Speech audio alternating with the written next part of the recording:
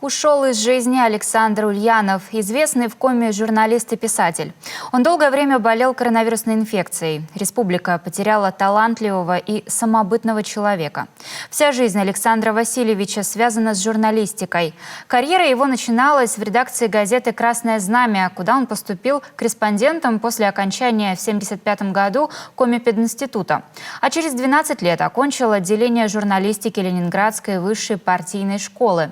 Работал главным редактором газеты «Югытуй», заместителем главного редактора журнала «Войвов Кодзув», директором коми-книжного издательства, главным редактором детского журнала «Бикинь», руководителем издательского дома «Коми».